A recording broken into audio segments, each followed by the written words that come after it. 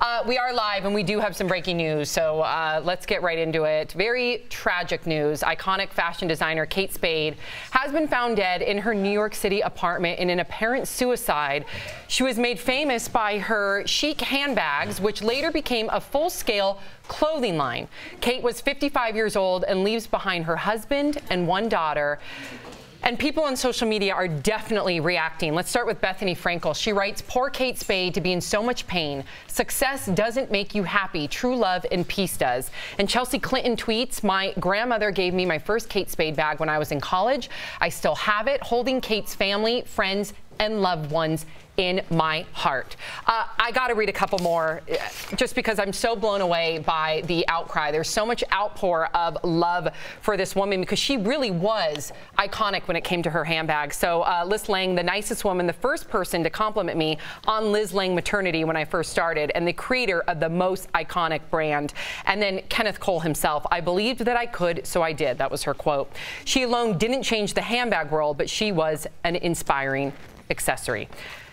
Very tragic news. Her daughter was 13 years old. Apparently there was a suicide note. We're still learning more details of the story.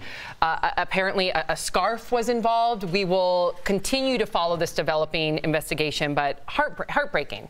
Yeah.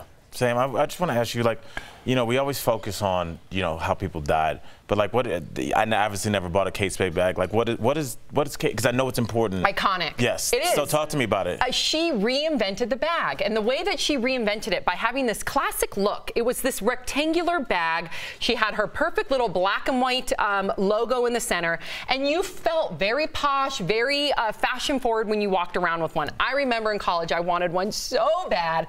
It was way out of the price range for me. So I went to a place in Los Angeles called Santee Alley where they have knockoffs, and I bought myself a knockoff. And let me tell you, I walked around UCLA like I was like, you know, like the classiest thing on the planet with my knockoff Kate Spade. So she did create such an iconic brand. You know, I remember some of my friends having Kate Spade bags, but it's funny because my memory of Kate Spade was actually just a couple months ago. Really? Because my mother, like, now we do these things where it's like, if something really posh happens to one of us, then we call them and we're like, oh, this happened. So my mom called me and she said, "Guess what I got my colleague for her wedding?" And I said, "What?" And she said, "I got her Kate Spade, like, accessories for her house." And she's like, "It's Kate Spade, Erica." And I was like, I hear you, Mom. So, I mean, to this day, I mean, it just resonates so much with so many people. And like you said, she was an absolute icon. Queen of branding, queen of branding.